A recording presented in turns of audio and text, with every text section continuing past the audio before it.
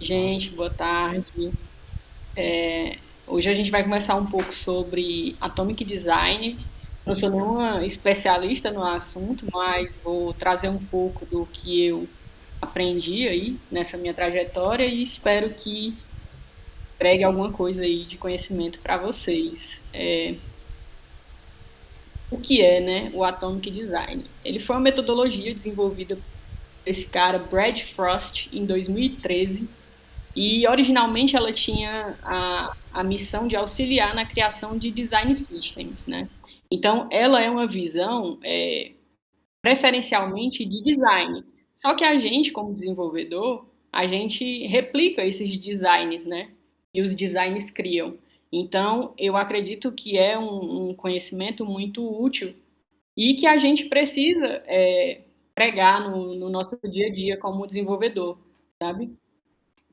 Como que funciona, né? Não, primeiro eu vou falar das vantagens. O que é que isso traz de ganho, né, para os designs? Ele traz uma forma de design mais sistemático, porque tudo funciona de forma modularizada, então fica mais padronizada a criação dos componentes. A documentação desses componentes ela é feita de uma forma mais clara, né? O código e o design system como um todo, né, é feito de forma consistente, garante a escalabilidade dos componentes, porque a gente consegue aumentar o nosso nível de produtividade e diminuir o tempo, né? Boa parte também do ganho para o dev, né, para o desenvolvedor, aí é a parte de reaproveitamento, que está incluso aí também nas boas práticas, no código limpo. Então, para o dev é extremamente importante que a gente use essa metodologia. E eu acho que, mesmo que alguns não conheçam o termo atomic design ou design atômico, a gente acaba usando na prática sem saber que está usando, entendeu? Porque se a gente vai de acordo com o reaproveitamento de código, com as boas práticas, a gente está, de certa forma, componentizando o nosso código, entendeu? Como que funciona, né? Qual foi a ideia do Brad lá quando ele criou essa metodologia? Ele fez uma alusão, à química, né? Assim, também não é minha área de expertise, nunca gostei de química, mas a gente conhece pelo menos esses três elementos aí, átomos, moléculas e organismos. Então, nesses três, ele traz essa alusão à química, né? Ele tem um livro, inclusive, tem um site, né? E ele tem até uma tabela periódica lá, que é fazendo essa brincadeira aí com a química, né? Mas o que são, né? Os átomos, as moléculas, organismos, templates e páginas são as cinco grandes divisões que ele criou, sabe? Cada um atendendo ao seu nível de complexidade e ao seu nível de tamanho, vamos dizer assim, do componente. Vocês vão entender um pouco mais para frente que eu trouxe alguns exemplos, né? Agora, eu não poderia também deixar de fazer essa observação do design tokens. O design tokens ele não está dentro desses cinco grandes módulos aqui, mas ele existe e é como se ele fosse uma categoria ainda antes do átomo. Porque os design tokens são o quê? São os tokens de cores, os tokens de estilo, né? Geralmente as aplicações elas têm essa questão de temas e cores, e estilos e fontes todas definidas já antes da gente começar a codificar de fato, né? Porque essa decisão de design ela já é antes de colocar a mão na prática do código, né? Então toda essa parte de design tokens ela já tem que ser definida até mesmo antes de criar os átomos, as moléculas, os organismos. E então eu não poderia deixar de mencionar eles aqui, embora eles não façam parte da divisão original, né?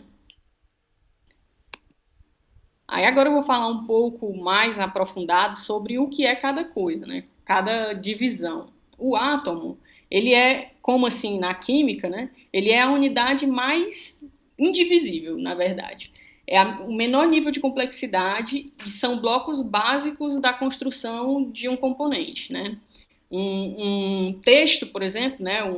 Falando aqui direcionado para o Flutter, Um widget de texto, um text, ele é um átomo, porque eu não tenho como dividir mais do que um text, entendeu? O text, ele existe por ele só. Então, eu não consigo dividir uma coisa mais do que um text. Então, o text, ele é um átomo. Só que, se eu pegar esse text e eu fizer a junção dele com algum outro, por exemplo, um ícone, né? Se eu, numa mesma linha, eu tiver um text e um ícone.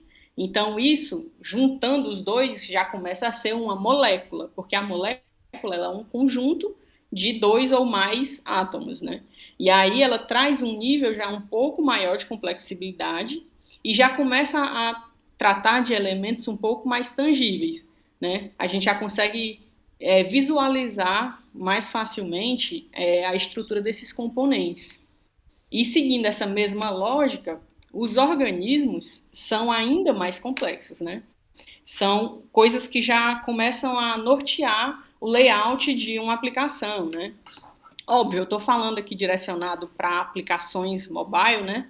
Mas o Atomic Design, ele acontece em todos os contextos, né? Por exemplo, a galera que trabalha com desenvolvimento web também usa bastante. Inclusive, os dois últimos grandes blocos lá, que seriam templates e páginas, eu coloquei essa observação que dificilmente, dada a complexidade de abstração, porque são coisas que abrangem já bastante blocos de componente, né? É difícil que a gente consiga ajustar, adequar para utilizar no desenvolvimento mobile. É mais visualizado utilizar em desenvolvimento web, por exemplo. Eu coloquei essa imagem que é como se fosse um exemplo de wireframe, né? Que seria tipo assim, como se fosse vários placeholders que marcam a localização de onde que vai ficar. Então, o template em uma página seria mais nesse contexto, né? Eles saem já da questão lá da brincadeira da química, né? Ele desistiu lá nos organismos, ele desistiu. Tem até uma vertente aí que tem um artigo que o cara publicou que ele sugere que template seja ecossistema e páginas seja ambiente, para continuar ainda nessa coisa de química e tal, né? Mas o template e páginas é o nome original dado pelo Brad Frost lá. Então, assim, é impossível que seja utilizado um template ou uma página de desenvolvimento mobile? Não é impossível, só não é muito usual, né? Mas, por exemplo, se a aplicação vai ter em vários momentos uma página de sucesso, o usuário cadastrou alguma coisa lá e vai aparecer uma página de sucesso. Essa página vai ter um texto, vai ter um ícone, vai ter um botão lá embaixo, vai ter uma imagem de fundo, vai ter sempre a mesma cor. Então, tipo, se essa página sempre vai se repetir, essa página é um componente que já vai estar pronto e pode ter alguns parâmetros que podem ser personalizáveis, né? Que é outro contexto, né? Quando a gente pensa em design atômico para o dev, a gente pensa justamente em parametrizar de uma forma que a gente consiga reaproveitar, garantindo a personalização de cada situação que for necessária. Aí eu trouxe aqui alguns exemplos reais do projeto que a gente está trabalhando, do Night Live, né? Em que foi um componente que, inclusive, foi desenvolvido por mim mesma. E aí eu trouxe, na mesma pegada, usando o mesmo componente inicial, o mesmo átomo, né? Eu trouxe uma opção de átomo, uma opção de molécula e uma opção de organismo. No átomo, por exemplo, sendo um drop-down simples, né? Ele é o drop-down e só o drop-down, não faz mais nada além disso. Aqui ele sendo um átomo, né? Já aqui nesse date of birth, ele é um texto que tem a sua cor, tem seu tamanho, tem seu estilo, tem tudo.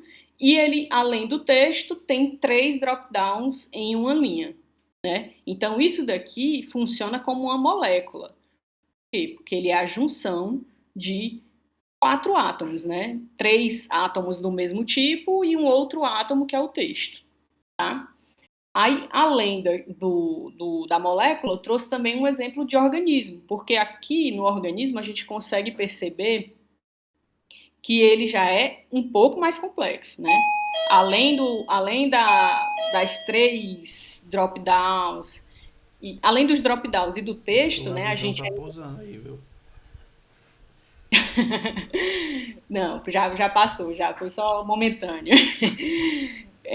Além dos drop-downs, né, a gente tem também botões, né? Tem esse botão do mais, tem o botão do filtro, tem esse slider que a gente consegue arrastar para um lado ou para o outro, tem o texto que reproduz o valor do slider. Então, aqui no organismo, a gente já tem uma complexidade visual e de componente muito maior. Então, usando o mesmo componente raiz, o átomo, né, eu trouxe esses exemplos para exemplificar, para deixar bem assim visual mesmo o que é que significa cada uma das coisas, né? E como uma conclusão, foi até uma reflexão que ontem, justamente fazendo esses exemplos, né, eu fui codificar mesmo, né? Eles já estão prontos, óbvio, eu só tive que colocar eles na tela, mas codificando eles aqui, os exemplos, eu fiz uma reflexão e trouxe como conclusão para a gente, porque quanto mais componentizado a gente conseguir fazer o nosso código, mais facilmente a gente vai conseguir renderizar na tela designs complexos. Ou seja, o que é que eu quero dizer com isso? Para fazer esse modal aqui, que visualmente é mais complexo do que um drop-down, eu gasto muito menos linhas de código, porque toda a abstração já foi feita nos componentes anteriores a ele, no átomo e numa molécula. Para a dor de cabeça inicial, né, foi para parametrizar o componente drop-down, ou aqui no caso, o componente do botão. Mas quando eu já tenho todos esses parâmetros já bem definidos, aqui eu só vou utilizar eles de uma forma que já foi previamente decidida, entendeu? Eu Então, posso. codificamente, é muito mais rápido eu fazer um componente complexo, como um organismo, do que um componente simples, como um átomo, porque ele está seguindo justamente a questão do atomic design, né? Está indo do mais indivisível até o mais complexo, né? Posso ainda Seguindo toda adicionar essa. mais um detalhe aí, Érico? Pode, Voltando claro. à imagem fica melhor para explicar. A outra, além disso aí que tu falou, de tornar mais fácil criar outros componentes mais complexos, ainda tem outra vantagem que é a padronização. Tu consegue ver que os outros Sim, componentes seguem o padrão do componente átomo. Então tu sim. consegue Uhum, deixar tua aplicação toda padronizada. Tu vai ter um componente aqui que tem uma linha branca ao redor, uma setinha verde, e lá na frente, se uhum. tu não usar esse átomo, tu vai acabar fazendo um componente que tem uma linha de outra cor com uma setinha de outra cor. Desse jeito tu Sim, consegue deixar tudo mais padronizado, seguindo o tudo mesmo estilo em todas padronizado. as telas.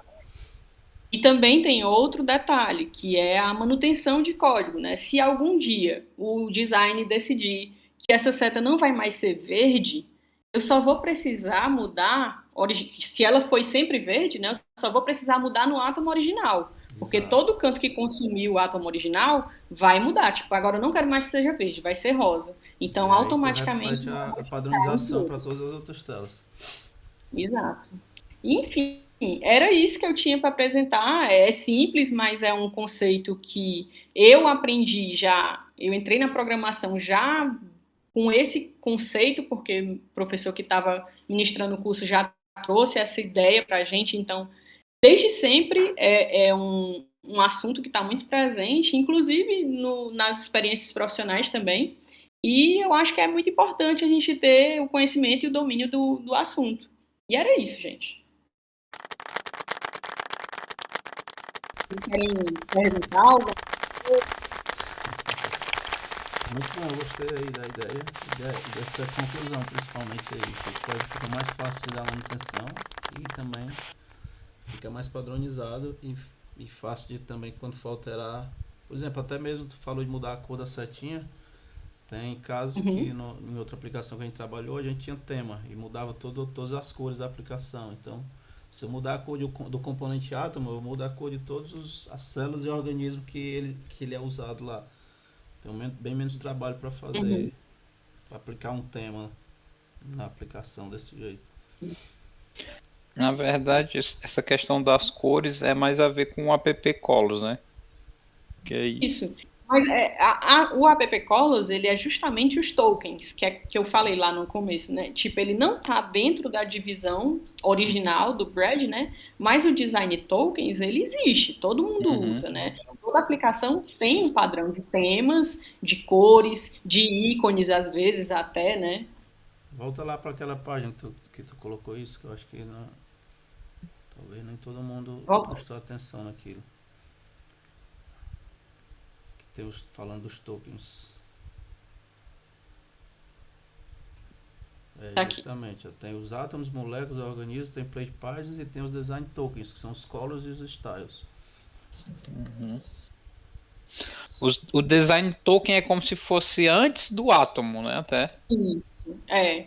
Como É se porque, fosse o tipo assim, DNA aí. vamos supor, do ponto de vista do design mesmo, né? Para um design criar um átomo, ele já tem que saber qual é a fonte que ele vai usar, qual é o estilo de cor que vai ser usado na aplicação. Então, tem que estar tudo já pré-definido para poder iniciar o design, né? É como se fosse o DNA, é quem vai dar as características para os organismos. Aí, é da química mesmo. Poxa, é muito top, viu, Erika? Sério mesmo. Muito bom. Obrigada. Pronto, depois eu vou Muito bom. finalizar aqui a gravação.